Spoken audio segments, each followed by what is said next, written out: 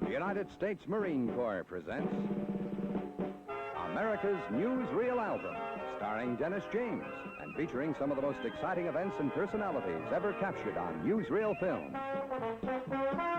Now, here's your host, Dennis James. Well, hi once again, everybody. In the next 15 minutes now, we'll be seeing some of the top news stories of the 20th century, including the Dempsey-Tunney long count and the dramatic Floyd Collins and Benny Hooper rescue attempts. We'll also be meeting William Burke Miller. Now, this is the man who won a Pulitzer Prize for his reporting of the Floyd Collins incident. So right now, let's turn the pages of the American Newsreel album and see what we can see. You know, we Americans are often criticized for our love of the phony, the make-believe, the ballyhoo. Well, you take Broadway, for example. Nothing gives us a bigger thrill than the bright lights of Times Square. But behind the footlights and the phony make-believe are some very real men and women. We find they act fast and first whenever there's a national crisis. Tyrone Power was quick to join up. Soon after him came the fabulous Clark Gable, and many others. The list is endless. Nightclubs, Broadway theaters, and Hollywood studios all turned to the job of building morale through the tough days of fighting.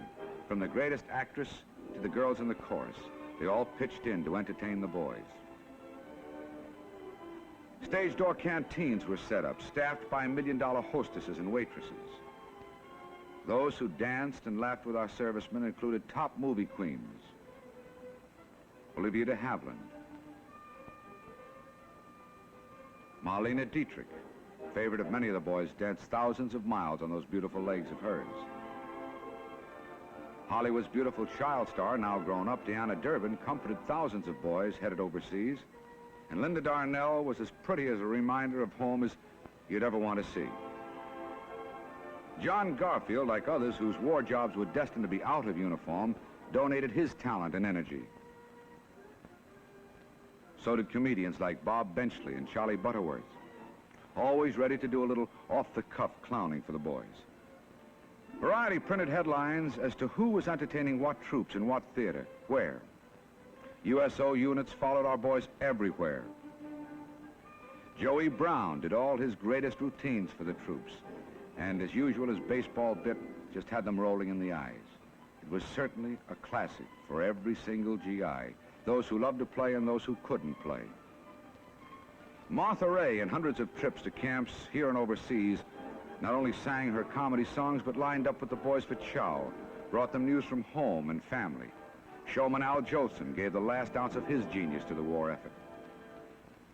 Yes, America certainly can be proud of the bright lights in Hollywood and Broadway. With all the tinsel and all the phony, those lights somehow manage to turn on and burn brightly wherever and whenever they're really needed. The eagle, the globe, and the anchor of the United States Marine Corps, proud symbol of America's outstanding military organization. The opportunity of serving with the finest is a big one for young men of today. These Marine Corps recruits are beginning a period of their young lives that will have a lasting and important effect on their future. A period when unmatched Marine Corps training will develop them physically, spiritually, and mentally into the kind of self-confident, self-sufficient men you traditionally expect Marines to be. The famous blue uniform of the United States Marine Corps is another world-renowned symbol. For wherever, whenever an important job needs to be done, when only the best will do, the United States Marine Corps gets the call. The foundation of this unbelievable reputation is the time-honored tradition of Marine training, training that pays off in a civilian career, too. Yes, sir? Time and time again, the Marines build men. Now, you know, the records show that Marine Corps training replaces excess pounds with good, solid muscle, improves a young man's all-around physical condition. But what records and statistics can't actually show are the intangible factors. Things like leadership qualities that this training instills in a man, qualities like self-confidence and self-reliance, the ability to handle any situation. This is what Marine training produces. A young man who can benefit from this training is sure to find a tremendous advantage in any civilian career. Now that's why a visit now, don't put it off, a visit now to the nearest Marine Corps recruiter can turn out to be one of the smartest moves any young man could make. Look into it, fellas. Take my advice. The Marine Corps builds men. And I know that's an important fact for you to know. Look into it. Now, one of the top news stories of this century was the case of Floyd Collins at Sand Cave, Kentucky.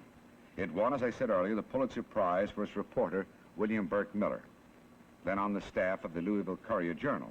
On January 31st, 1925, Floyd Collins descended into a hole on the nearby Estes farm to find the entrance to a new cave which might be opened as a tourist attraction.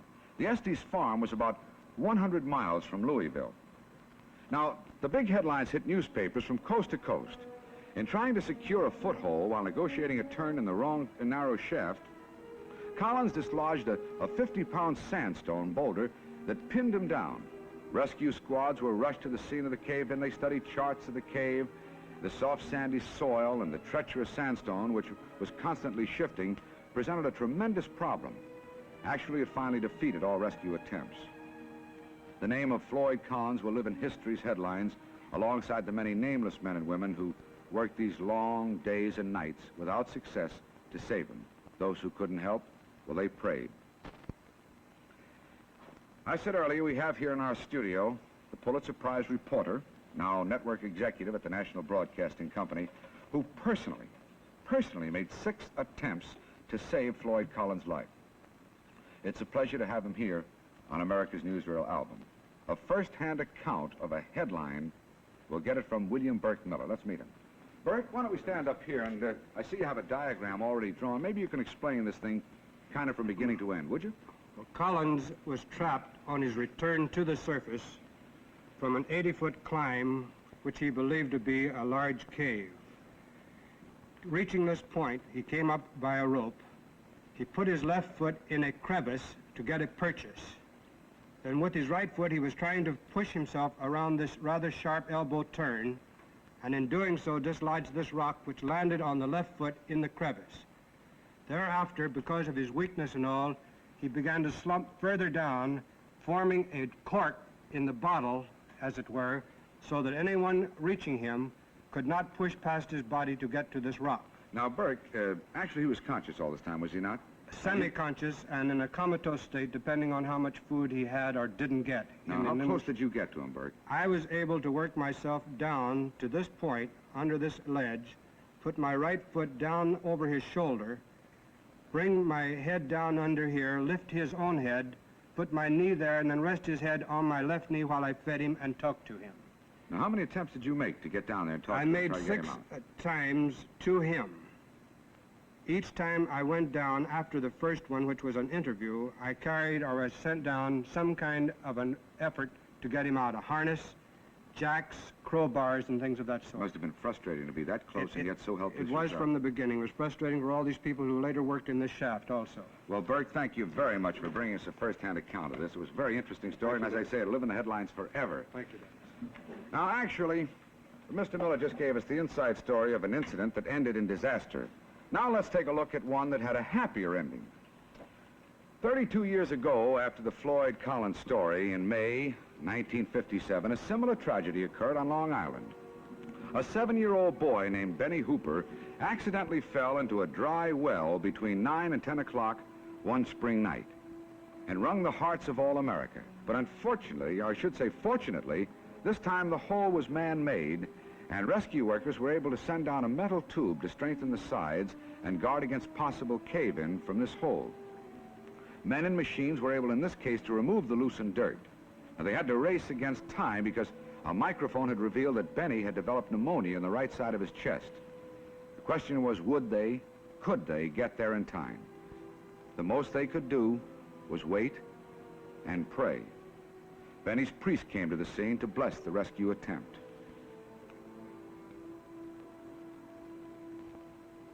Benny's 5-year-old sister, Wendy, certainly lent her help with prayers. Finally, after 23 hours, the nerve-wracking efforts of the volunteer rescuers were rewarded. Benny was brought to the surface alive. He was then rushed through the waiting crowd to a waiting ambulance, and then a speedy trip to medical treatment at Bayview Hospital. This was a happy day for the hearts of all Americans. Top TV and newspaper reporters covered the happy endings at the bedside of young Benny Hooper, as you can see. Well,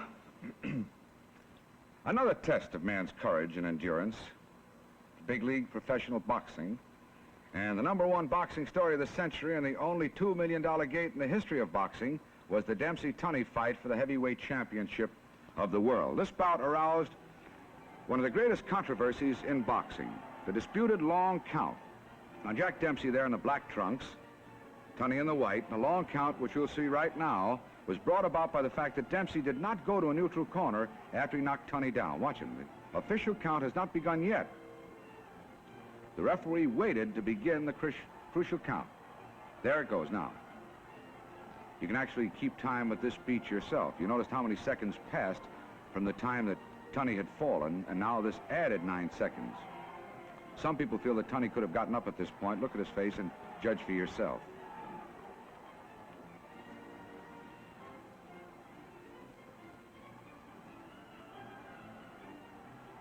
Now, in spite of the knockdown, Tunney went on to outbox Dempsey and win the title. And incidentally, Gene proved he was really the champion. He beat Dempsey 2 years later and retired undefeated in 1929. The year of the long count was his big year because, well, the hometown boy got the keys of the city from the fabulous mayor, Jimmy Walker himself.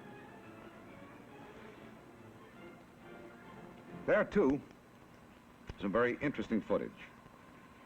You know, Dempsey and Tunney, both of them, very handsome gentlemen, both handsome champions. Now, girls, I talked about handsome men because I want to talk to you. I was surprised to find out that quite a few women aren't aware of the fact that they can share the pride, the proud traditions of the United States Marine Corps. That's what I'm here for. Ladies, let me tell you here and now, you most certainly can. Women have been a permanent part of the Corps for some time now, and a very important part. As a Marine, you'd be working side by side with Uncle Sam's Leathernecks in fields like aviation, photography, personnel, communications, and lots more. As a Marine, my lady, you'd be traveling throughout this great country and perhaps serving in Europe or Hawaii. You'll be making new friends, developing poise, self-confidence. All in all, you'd be enjoying the adventure in living that's certainly waiting for you today in the Marine Corps. And the uniforms?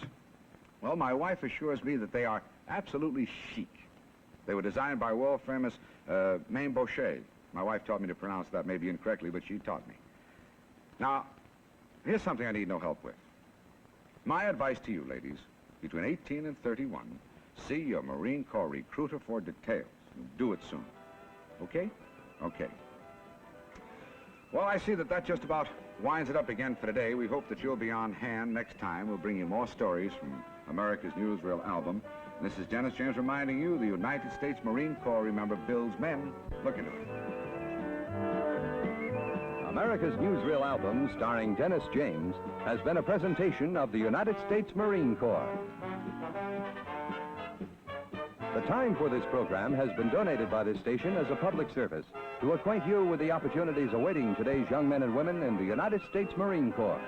Your local Marine recruiter joins the Junior Chamber of Commerce in actively supporting a program designed to promote youth fitness. The strength of our nation tomorrow is the fitness of its youth today. Increased participation by Americans in all sports and recreation leads to the goal of total fitness, the goal of the Marine Corps JC Youth Fitness Program. Check with your nearest Marine Corps recruiter or with the Junior Chamber of Commerce for details. We hope you'll be on hand when Dennis James and America's Newsreel album again bring you some of the highlights of 20th century America. The United States Marine Corps, making news since 1775, has been your host. Remember, the Marine Corps builds men.